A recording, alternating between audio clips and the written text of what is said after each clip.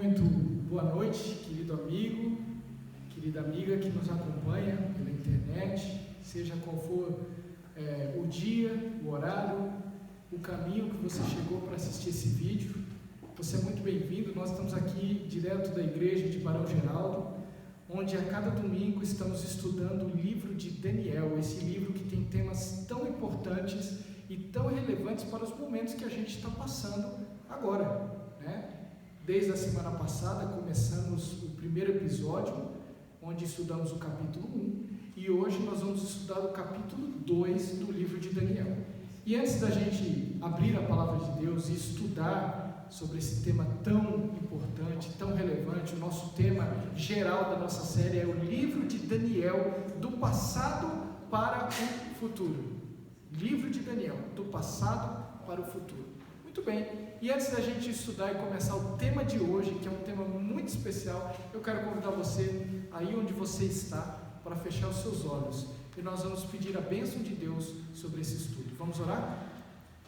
Senhor, eu nesse momento peço que o Senhor abençoe esse teu filho, essa tua filha que está me ouvindo, que está me assistindo, para que nesse momento, Pai, o teu Santo Espírito possa falar ao nosso coração. Visita, Senhor Deus, a vida de cada pessoa, visita cada família, abra nossa mente e nosso coração para ouvir a Tua voz. Fala conosco nesse momento, eu te peço em nome de Jesus. Amém. Muito bem, o nosso tema de hoje, o tema geral é o livro de Daniel, mas o tema de hoje é a história do mundo em um sonho. A história do mundo em um sonho, e essa história, esse capítulo que nós vamos estudar, está no capítulo 2 do livro de Daniel. Você pode abrir e deixar aberto aí no capítulo 2 do livro de Daniel, que é o estudo que nós vamos fazer nesse momento, ok? Capítulo 2 do livro de Daniel. E eu quero começar dizendo para você o seguinte: o capítulo 2 fala de um sonho estranho que Nabucodonosor teve. Esse sonho, a gente vê no livro, foi dado por Deus. E esse sonho tinha dois objetivos. O primeiro era revelar para Nabucodonosor o verdadeiro rei dos reis.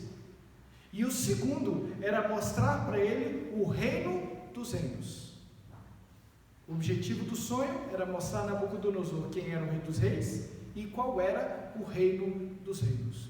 Talvez um objetivo secundário, propriamente na vida de Nabucodonosor, era de levar Nabucodonosor a entregar o seu coração para Jesus. Mas a gente vê no final da história, a despeito dele ter ficado impressionado com a ação de Daniel, ele ainda não entrega de fato o seu coração para Jesus, e nós vamos ver Nabucodonosor entregando o seu coração para Jesus alguns capítulos mais para frente. Mas, em resumo, o objetivo do capítulo 2 é mostrar quem é o rei dos reis e qual é o reino dos reinos. E nós vamos começar lendo Daniel capítulo 2 e o verso 1. Daniel capítulo 2 e o verso 1 diz o seguinte, no segundo ano do seu reinado, Nabucodonosor teve sonhos.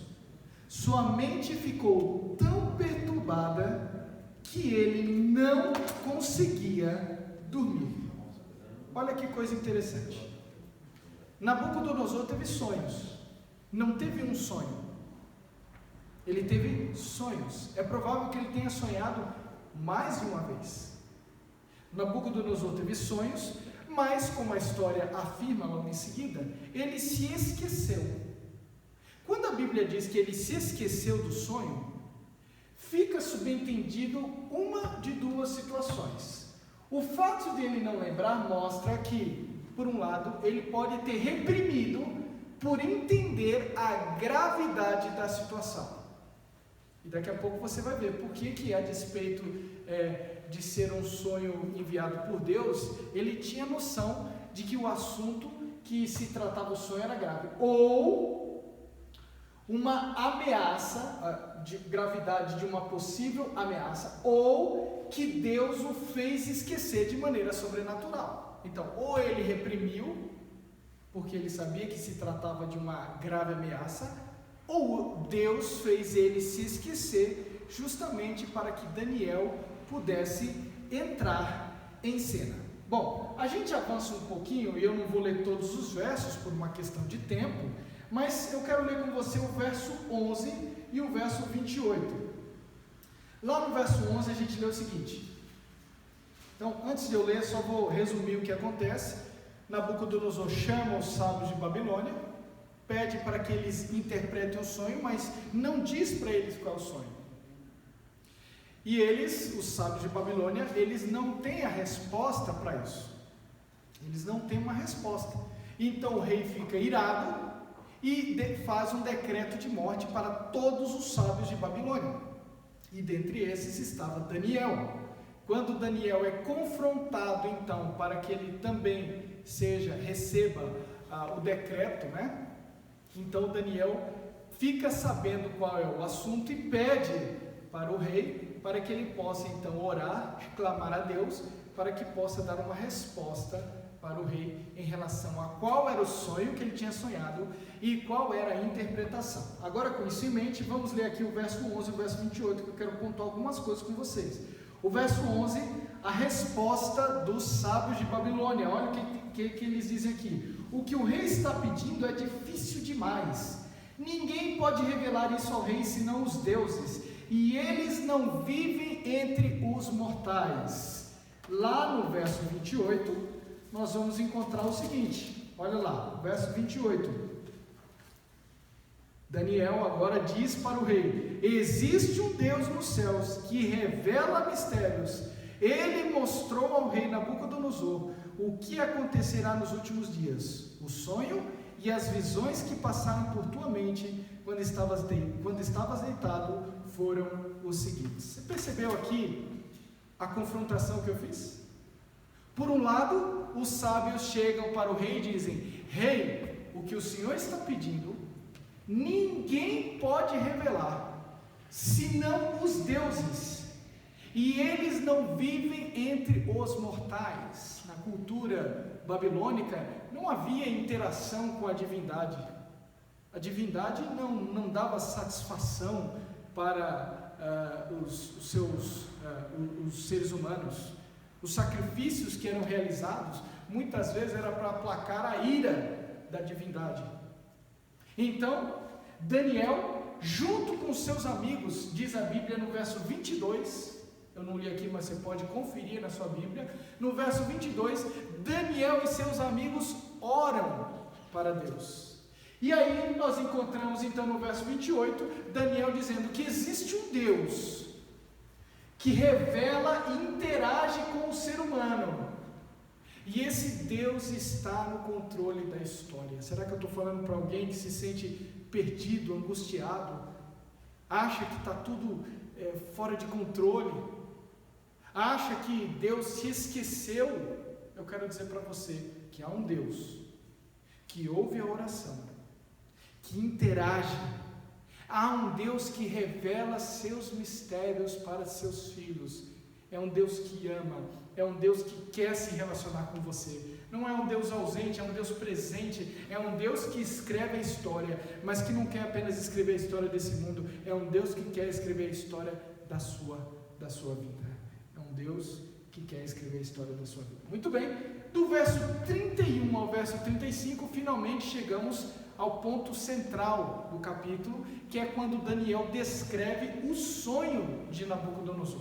Eu estou correndo aqui porque o capítulo é longo e não cabe estudar cada detalhe do capítulo. Então eu quero estudar com você a partir de agora o sonho. E aqui nós encontramos Daniel descrevendo o sonho que lhe foi revelado por Deus. O verso 31 diz: tu olhaste, ó rei, e diante de ti estava uma grande estátua, uma estátua enorme, impressionante, e sua aparência era terrível. A cabeça da estátua era feita de ouro puro, o peito e o braço eram de prata, o ventre e os quadris eram de bronze, as pernas eram de ferro, e os pés eram em parte de ferro e em parte de barro. E enquanto estavas observando, uma pedra soltou-se sem auxílio de mãos, atingiu a estátua nos pés de ferro e de barro e os esmigalhou. Então o ferro, o barro, o bronze, a prata e o ouro foram despedaçados. Viraram pó, como pó da debulha do trigo na eira durante o verão. O vento os levou sem deixar vestígio, mas a pedra que atingiu a estátua tornou-se uma montanha e encheu toda a terra. Aqui está então a descrição do sonho incrível, mirabolante, que Nabucodonosor teve. Agora, antes da gente prosseguir na descrição do sonho e entender cada parte da estátua, eu queria aprofundar com você alguns detalhes que a gente vê logo de cara quando a gente analisa essa descrição. Primeiro, você percebe que a estátua ela é composta de 4 tipos de metais diferentes, né? Ouro, prata, bronze e ferro. Os antigos usavam o número 4 para poder simbolizar as dimensões da Terra. Até hoje, né, a gente tem aquela expressão, os 4 cantos da Terra, mesmo a Terra sendo redonda, os 4 cantos da Terra, justamente porque essa ideia de 4, esse número 4, representa toda a dimensão terrestre. Isso é muito significativo quando você junta com essa segunda informação que eu vou lhe dar aqui. Olha só, na cultura antiga, a estátua de um homem, você já parou para pensar por que Deus, para revelar esse assunto, ele usa uma estátua de um homem? A estátua de um homem na cultura antiga era usada para representar o destino do mundo. Agora junta as 2 informações que eu lhe dei aqui. O que estava em jogo ali, o que havia a ser revelado ali, era o destino de toda a terra, de cada ser humano, da totalidade da terra. E isso era algo, e agora você precisa entender um detalhe, era algo que os próprios sábios de Babilônia poderiam, digamos assim, eles poderiam identificar. Talvez essa seja a razão pela qual Deus faz Nabucodonosor esquecesse do sonho, porque se Nabucodonosor dissesse o sonho, alguns detalhes desse sonho poderiam ser identificados pelos sábios da Babilônia, mas a partir do momento que Nabucodonosor não lhe diz nada sobre o sonho, aí se torna necessária uma intervenção sobrenatural. Isso dentro da cultura e da compreensão do povo daquela época. Um terceiro detalhe é que a estátua é composta de 2 ordens. A ordem dos metais, que representa os governos humanos, e a ordem da pedra, que representa o governo divino. Ok? A ordem dos metais, que representa os governos humanos, e a ordem da pedra, que representa o governo divino. E um outro detalhe que eu queria ressaltar aqui, você percebeu a palavra que começa a descrição do sonho? Tu olhaste. Esta palavra, ela vem de uma palavra hebraica que é usada em alguns textos bíblicos que eu citei aqui. Esta mesma palavra é usada nestes textos bíblicos, por exemplo, Isaías capítulo 1, verso 1, Miqueias capítulo 1, verso 1, Abacuque capítulo 1, verso 1, Ezequiel capítulo 13, verso 6. E essa expressão olhar aparece nesses versos com o sentido de revelação divina, de visão profética, no sentido de que esse olhar aqui não é simplesmente o ato humano de olhar, mas o ato de enxergar a visão que Deus está lhe dando a entender de que aquilo que estava sendo revelado para Nabucodonosor se tratava de uma visão divinamente profética que a ele estava sendo dada por Deus. Deu para entender o que eu falei aqui? A visão, tu olhaste, e é interessante que a expressão aparece 2 vezes. É nessa hora da descrição da estátua, e outra é na hora da pedra também, aparece a mesma palavra olhar, tá? E esta palavra olhar, ela representa então o princípio de que há uma visão profética envolvida nesta atitude, nesta revelação. Vamos para frente? Muito bem, a estátua. A estátua, ela mostra o desenrolar da história humana. Desde a época de Nabucodonosor até o final dos tempos. E por que não dizer até a eternidade? Ok? A estátua, ela mostra, no entanto, que Deus está no controle dessa história. Porque só quem está no controle dessa história poderia descrever passo a passo as etapas dela. Ele coloca e ele tira os governantes. E tais governantes e reinos são apenas o pano de fundo para o reino que ele vai instituir, como predito no final do sonho. Apesar de ouro, prata, bronze ser algo que humanamente chama atenção, na verdade, as partes da estátua nada mais são do que o pano de fundo para o grande final dessa história, que é o reino da pedra, que é estabelecido e vira uma grande montanha. E ao final a descrição do sonho ainda diz que o pó, não sobrou nem pó, nem poeira dos elementos, a partir do momento em que o reino da pedra é estabelecido sobre o local que antes ficava a estátua. Muito bem, estando claro até aqui, vamos prosseguir agora tentando entender passo a passo o que representa cada parte da estátua. Porque após dar a descrição do sonho, Daniel agora já lhe dá a revelação. Vamos ler lá, verso 36 a 38. Foi esse o sonho, disse Daniel, e nós o interpretaremos para o rei. Tu, ó rei, és, preste atenção nessa expressão, Rei de reis. O Deus dos céus concedeu-te domínio, poder, força e glória. Nas tuas mãos ele colocou a humanidade, os animais selvagens e as aves do céu. Onde quer que vivam, ele fez de ti o governante deles todos. Tu és a cabeça de ouro. Algumas curiosidades. Quando Daniel diz que o rei representa a cabeça de ouro, essa representação não é apenas a pessoa de Nabucodonosor. Essa representação é do reino que Nabucodonosor governa e estabelece, assim como as demais etapas. E por que existe assim uma diferenciação de metais e de materiais? Bom, a primeira coisa que nos vem à mente é que os metais eles vão diminuindo de valores, É o ouro, a prata, bronze, ferro e lá no final barro e ferro nos pés.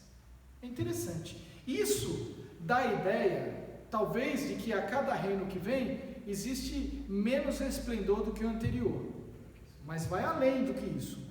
Isso dá a ideia de uma cronologia de tempo.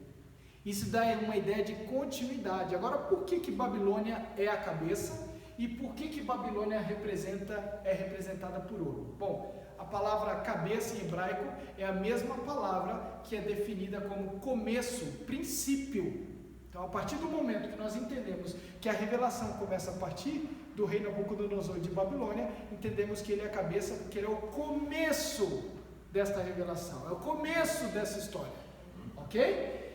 Heródoto, historiador grego, ele diz que ficou maravilhado com o uso abundante de ouro na construção de templos, palácios e estátuas de Babilônia. O elemento ouro era algo muito comum, que eles estavam inteiramente familiarizados. Babilônia detinha muito ouro,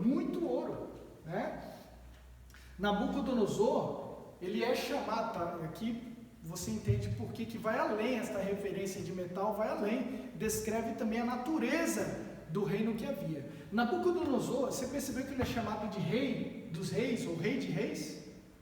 Esse é um título que não devia ser dele, devia ser dado a Deus, mas isso não mostra que ele tem atribuições divinas, isso apenas mostra que ele era o governante supremo do mundo na sua época. Ele reinava sobre outros reis humanos, e na tradução que eu li aqui diz rei de reis, não diz rei dos reis, rei de reis. No entanto, Daniel toma cuidado e deixa claro ao dizer, o que ele diz logo em seguida? O Deus do céu te concedeu o quê? domínio.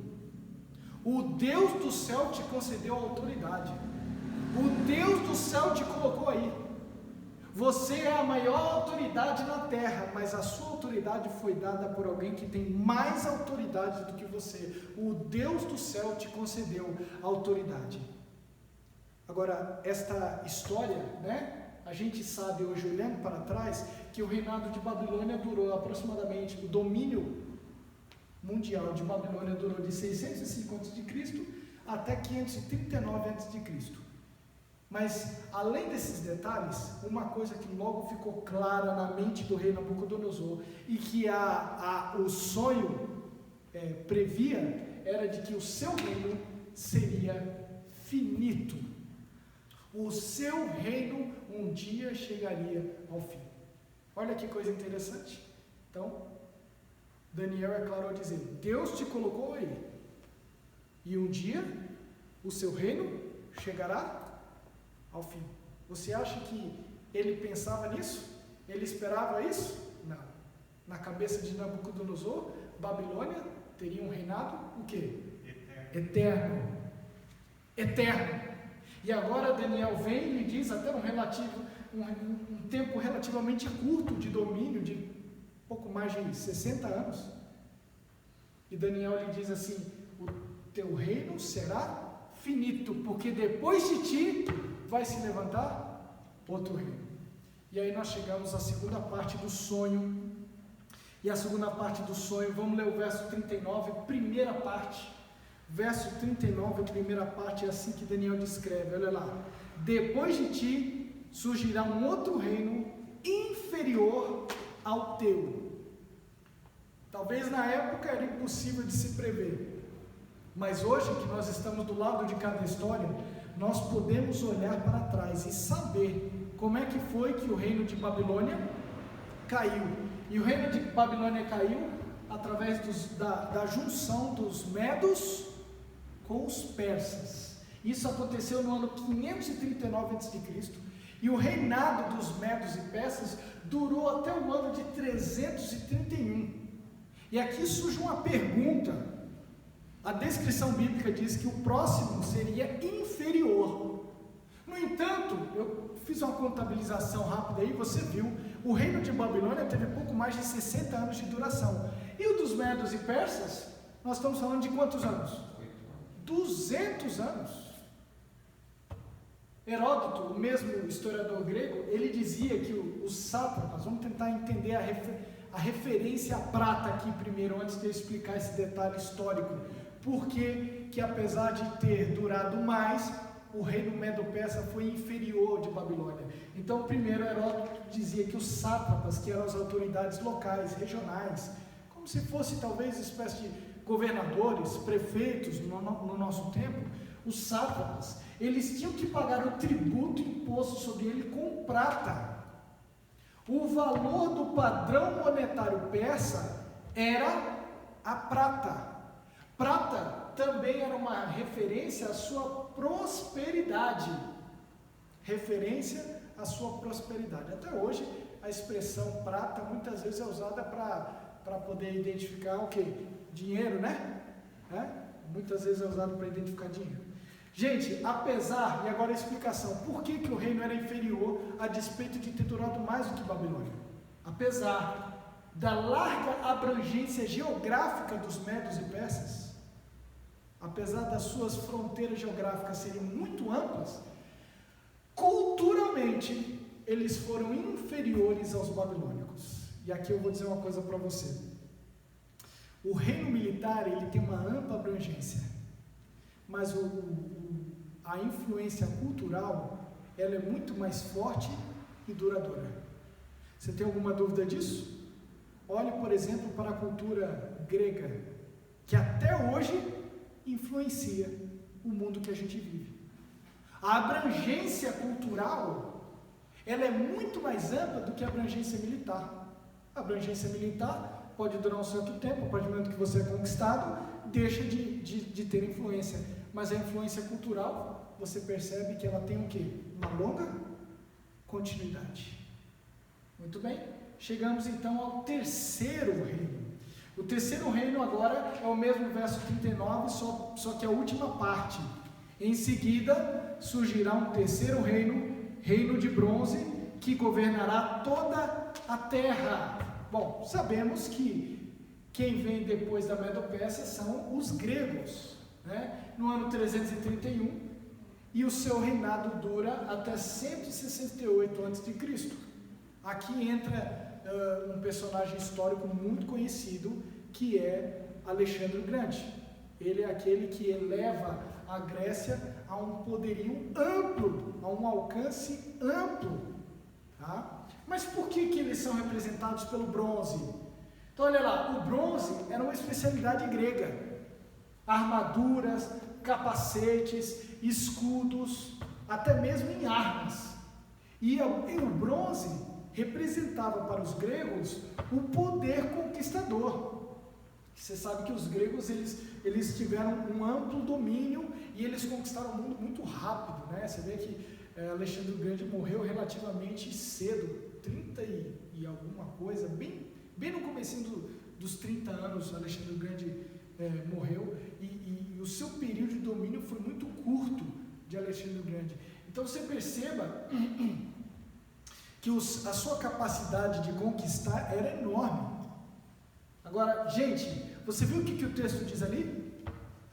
O terceiro reino, ele governaria toda a terra. Essa expressão, governar toda a terra, que Daniel apresenta ali, mostrava a abrangência do seu poderio, pois o seu domínio chegou a terras distantes, como a Índia e a Pérsia. Você percebe aqui? A localização geográfica do seu domínio, ela é extremamente ampla, chegando até os rincões da terra conhecida na época, no caso, a Índia, que era algo totalmente fora de mão ali do continente europeu e o Mediterrâneo, onde toda a história geralmente acontecia. Agora tem um detalhe interessante, o domínio dos gregos não era apenas militar. A cultura grega floresceu para os cantos mais remotos do mundo. Língua e cultura se espalharam pelo mundo todo. O seu domínio foi muito mais do que militar. O seu domínio, ele invadiu outras áreas da cultura, da língua, do conhecimento e, de fato, continua influenciando o mundo até hoje. Talvez por isso Daniel, ao retratar essa nação específica, ela usa a expressão que ela governará o mundo todo. O mundo todo. Muito bem, chegamos então agora ao quarto elemento que está descrito no verso 40. O quarto elemento descrito no verso 40 diz: finalmente haverá um quarto reino forte como o ferro, pois o ferro quebra e destrói tudo, e assim como o ferro despedaça tudo, também ele destruirá e quebrará todos os outros. Olha só que interessante.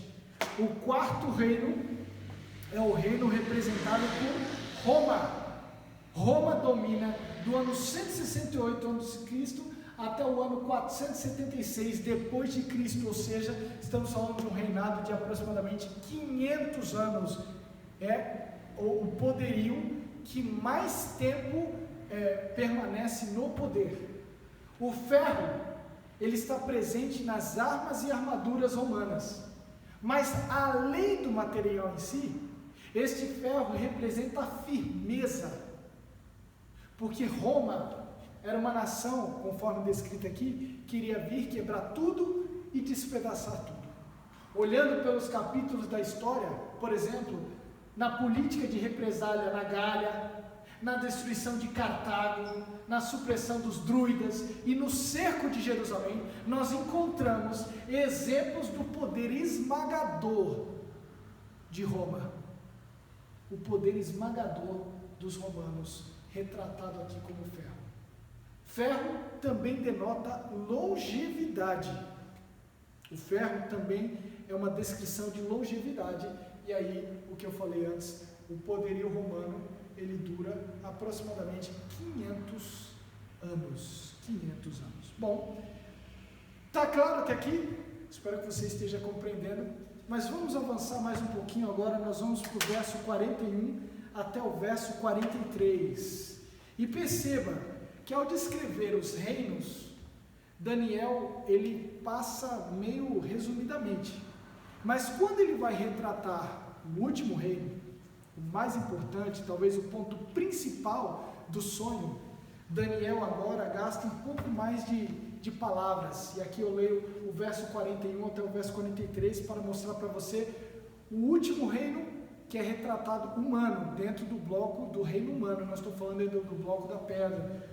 O bloco do reino humano, que é os pés de barro e ferro. Diz aí o verso 41, como vistes os pés e os dedos eram em parte de barro e em parte de ferro. Isso quer dizer que esse reino será um reino dividido, mas ainda assim terá um pouco da força do ferro, embora tenha visto ferro misturado com barro. Assim como os dedos eram em parte de ferro e em parte de barro, também este reino será em parte forte e em parte frágil. E como visto o ferro estava misturado com o barro, isso significa que se buscarão fazer alianças políticas por meio de casamentos, mas a união decorrente dessas alianças não se firmará, assim como o ferro não se mistura com o barro. Bom, a terceira parte requer de Daniel aqui, a terceira parte, a quinta parte, né, da estátua, ela requer de Daniel uma atenção especial. A descrição dessa parte da profecia mostra que foi dado uma atenção especial a essa parte do sonho. Particularmente, parecia que ele parece ainda pertencer ao quarto reino, mas com um elemento acrescentado. O quarto reino é o reino de Roma. Então, o quinto elemento, que na verdade não é o quinto, mas é o quarto destrinchado, ele parece pertencer ao mesmo reino. Mas ele traz alguns elementos diferentes aqui. E por que isso acontece? Então vamos lá. Vou tentar explicar para você por que isso acontece. Primeiro, Daniel diz que este reino será um reino dividido. A divisão ela vem depois de um período histórico caracterizado por unidade. Você percebe que babilônicos, gregos, medo-persas, romanos, eles trabalham em prol do quê? Unidade.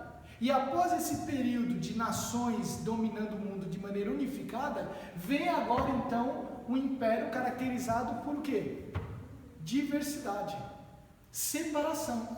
Desde a queda de Roma, a região do império anterior nunca mais conseguiu alcançar tal unidade.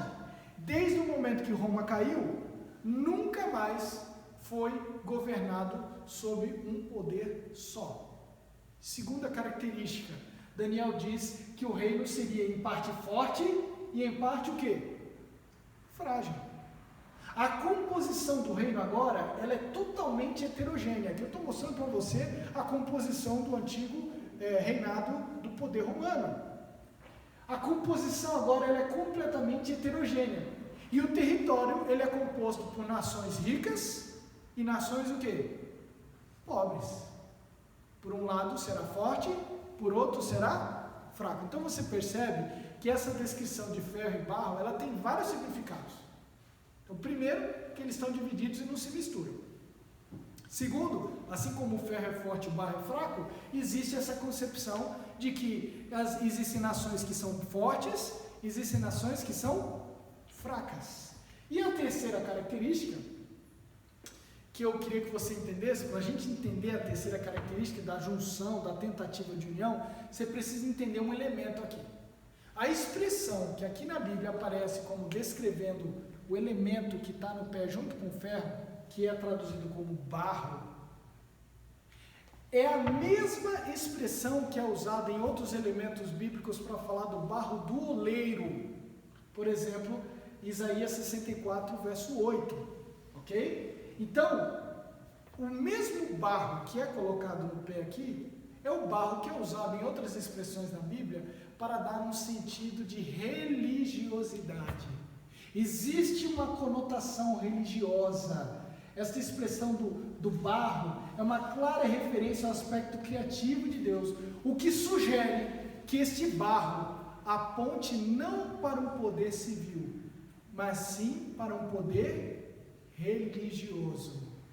Ou seja, de certa maneira, acontece uma metamorfose.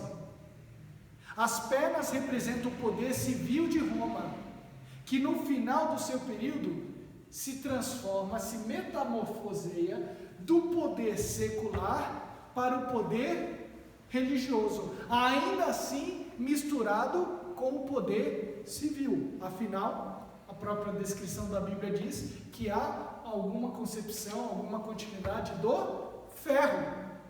O ferro é o domínio civil. O barro pode apontar aqui para um poder religioso. Ou seja, quando a terceira parte do texto diz que eles vão se misturar, há aqui uma tentativa de unificação. Há uma tentativa de se unificar com duas coisas que não servem para ser unificadas, que é justamente o poder civil e o poder religioso. É claro que existe aqui referência também à aliança entre nações, e aliás a gente vive num momento onde existem inúmeras tentativas das nações se unirem. Esse período crítico que a gente está passando é um convite aos governantes tentarem se unir, já se fala até de uma constituição mundial. São tentativas e mais tentativas de realizar o quê? Aquilo que Daniel já tinha previsto, mas isso não é novo, né? Nós temos aí os blocos econômicos, né? OTAN, Mercosul, são blocos econômicos que são justamente tentativas dessas nações de o quê? De se unirem, como o próprio Daniel diz. Eles vão tentar se casar, vão tentar se unir, e no final das contas vai ser a grande tentativa de unir o poder civil com o poder religioso. Mais para frente, em outros capítulos posteriores de Daniel, a gente vai ver claramente essa mistura do poder civil com o poder religioso sendo retratado nas demais profecias de Daniel. Portanto, é o único momento da visão que mostra ação específica. Em todos os outros há uma certa passividade, mas aqui nós vemos ação específica dos governantes e das tentativas de misturar-se, como previu Daniel. Queridos, está claro até aqui? Muito bem. Diante de tudo isso, nós chegamos agora sim à parte principal da história. O momento em que o último reino, o reino que dessa vez não vai ter fim, quando ele se levanta. E o verso 44 diz assim, olha só, na época desses reis, olha que curioso, hein? Verso 44, na época desses reis. Você viu uma diferença aqui? Quando era a cabeça de ouro, o peito de prata, o quadril de bronze, as pernas de ferro, era o quê? Um rei. Mas quando nós encontramos o reino dividido, o próprio Daniel diz, na época desses reis, o Deus dos céus estabelecerá um reino que jamais será destruído e que nunca será dominado por nenhum outro povo. Destruirá todos os reinos daqueles reis e os exterminará, mas esse reino durará para sempre. Esse é o significado da visão da pedra que se soltou de uma montanha, sem auxílio de mãos, pedra que esmigalhou o ferro, o bronze, o barro, a prata e o ouro. O Deus poderoso mostrou ao rei o que acontecerá no futuro. O sonho é verdadeiro e a interpretação é fiel. Nós chegamos então agora ao reino da pedra. Este reino da pedra, que na verdade é quase que um sinônimo da palavra original, quase um sinônimo da expressão montanha, que depois é designada aqui.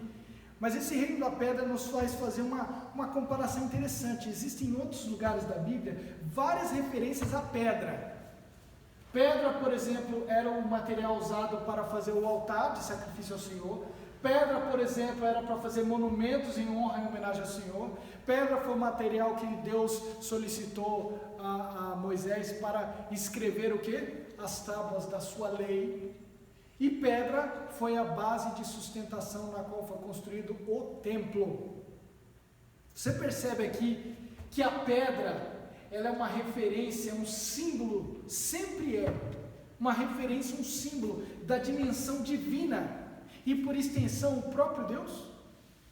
Jesus, quando esteve aqui na terra, ele disse, eu sou a pedra angular. Eu sou a pedra angular que os construtores o quê? Rejeitaram. A referência à pedra é uma referência à questão da simbologia, da dimensão divina. Assim, queridos, a pedra na visão contrasta o caráter estático dos metais. A montanha, e aí é interessante que a pedra, primeiro, alguns detalhes aqui, ela é arremessada sem o auxílio de mãos. O que representa a mão? A vontade humana. Ou seja, queira o homem ou não, faça o homem tudo para impedir ou não, o reino virá. Quando a pedra vem, ela esmiuça, ela despedaça todos os demais elementos, ou seja, não há um reino que possa subsistir. E desta pedra que destrói a estátua se forma uma grande montanha que enche toda a terra. Queridos, a montanha, no conceito babilônico, é o domicílio dos grandes deuses. Mas essa montanha, ela toca o céu. Nós estamos falando aqui do Deus Supremo. Quando a montanha, quando a pedra se torna uma grande montanha, Nabucodonosor entende que esta montanha está fazendo referência ao Deus Supremo. Portanto, é um reino de origem divina.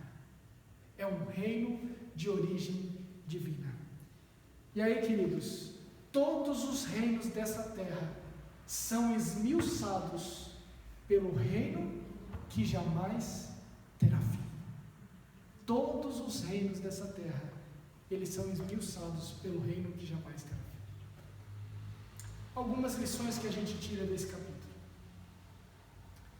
Primeira lição: os reinos desse mundo, eles são finitos e logo chegarão ao fim. Os grandes castelos que você, como indivíduo, deseja construir nesse mundo, eu não estou dizendo que você não construa, mas eu quero que você sempre lembre que os castelos que o homem constrói, eles um dia chegarão ao fim. Os problemas que os homens criam, porque essa pandemia nada mais é do que um problema criado pelo próprio homem, os problemas que os homens criam são finitos. O sofrimento que nós temos no coração, ele é finito. Os reinos desse mundo e os poderes desse mundo são finitos e logo chegarão ao fim. Segunda lição: Deus e a história, Ele está no controle da história. Tudo o que Ele previu se cumpriu. O que ainda virá vai se cumprir. E a maior certeza que você tem é porque ao olhar para trás nós vemos que a maior parte da profecia já foi cumprida. Só resta agora um pedacinho se cumprir. E se tudo que Ele previu se cumpriu, você deve esperar que o que há de vir virá. Este reino vai vir, um reino eterno que nunca mais terá fim. E aí nós chegamos ao ponto principal desse estudo. Fazer parte do reino eterno é a minha decisão. Sou eu que decido, eu escolho. E hoje eu posso escolher fazer parte deste reino. Então, queridos, eu quero dizer para você que Jesus está voltando para estabelecer um reino que nunca mais terá fim. Creia, espere, confie, porque tão certo como nações se ergueram e se levantaram, um dia Deus se levantará. Através de Jesus, o seu reino será estabelecido nessa terra. Um reino de paz, amor, segurança. Um reino que nunca mais terá fim. E hoje, você precisa escolher de que lado você vai estar quando esse reino chegar. Você pode escolher fazer parte desse reino. Basta submeter o seu coração, sua vida para Jesus. Basta entregar tudo que você tem, tudo que você é inteiramente nas mãos de Deus. A despeito de toda esta revelação impressionante, e a despeito de Nabucodonosor ter ficado impressionado com tudo aquilo que Daniel lhe revelou, o coração de Nabucodonosor ainda estava duro, e nós vamos ver isso na semana que vem. Tanto estava duro, que ele constrói uma estátua, como uma mensagem clara, uma afronta clara àquilo que Deus lhe havia revelado. A minha pergunta para você hoje é: diante da revelação de Deus da história desse mundo, Está o seu coração aberto ou fechado? Disposto a aceitar a vontade de Deus? Ou duro, disposto a rejeitar o plano de Deus para a sua vida? A minha oração é que hoje você decida fazer parte do reino de Deus. Que você decida hoje entregar seu coração e sua vida totalmente para Ele, porque Ele é grande, Ele é poderoso, Ele é aquele que controla essa história, Ele é aquele que detém a pena, que escreve os capítulos da história desse mundo. Mas Ele não quer apenas escrever os capítulos da história desse mundo, Ele quer escrever os capítulos da história da sua vida. E se hoje você entregar o seu coração e disser assim, eu estou disposto a fazer parte desse reino, Ele vai escrever uma linda história através da sua vida. Que Deus te abençoe. E que hoje essa possa ser a sua decisão. Eu quero convidar você para fechar os seus olhos. Eu quero orar com você. Eu quero colocar a sua vida nas mãos de Deus. Senhor, ao olharmos para o Teu reino, ao termos um vislumbre do que vem pela frente, renova a nossa decisão, a nossa fé, Senhor Deus, de caminhar ao Teu lado, de entregar a nossa vida para Ti, de confiar que o Senhor está no controle e de, Senhor Deus, permitir que o Senhor faça parte da nossa vida e escreva a nossa história. Abençoa cada um dos Teus filhos que me escutam nesse momento. Toma, Senhor Deus, a nossa vida nas Tuas mãos e nos abençoe, em nome de Jesus. Amém. Deus abençoe você e na semana que vem estudamos o capítulo 3 e eu espero você. Até lá.